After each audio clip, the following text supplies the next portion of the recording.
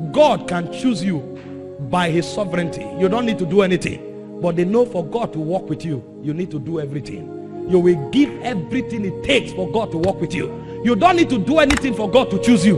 God will decide to choose you. That's why Judas Iscariot did nothing but for you to remain with God, for God to walk with you, and for God to rest upon you. You will do everything, and everything is called sacrifice. It's a consecration requirement. There are many persons that have great graces. For those of you who have been Christians for 10 years, you know some people that gave their hearts to Christ and began to prophesy from that day.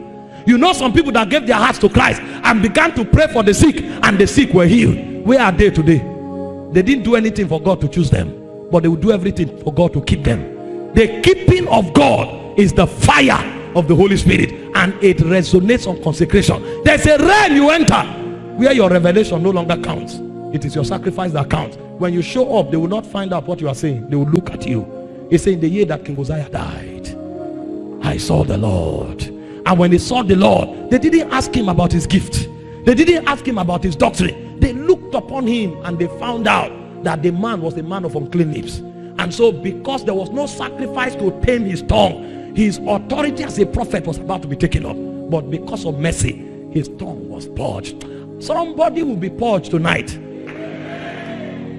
And the way you will be purged is that those consecrations you violated 3 years ago, God will reenact it. There were some of you who came on campus here, God told you, until you walk out, you will never have a girlfriend. There are some of you, God told you, until you walk out, you will never tell anybody I love you. But all your friends in 200 level began to boast with boyfriends and girlfriends. They began to change ribbons.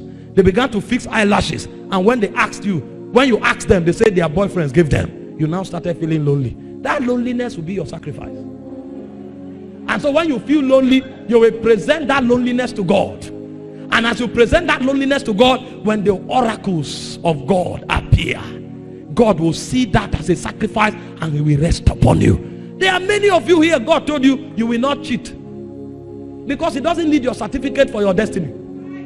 He needs your witness for your destiny. And so even though you have that carryover for 3 years, you enter the exam hall and suddenly you sat with the scholar. He looked at you stranded. He said, copy.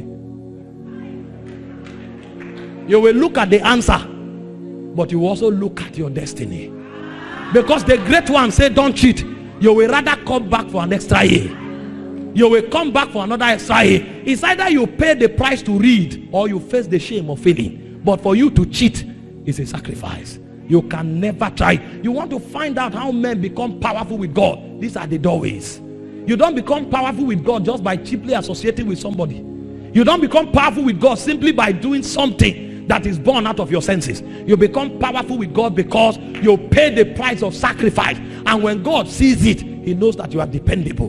And so the way God validates you to your generation is that he puts his fire upon you. Anything you touch burns. And it is the flame that burns that your generation celebrates. No generation celebrates the face of a man. Every generation celebrates the kind of flame that comes out of you. There are those that carry the flame of purity.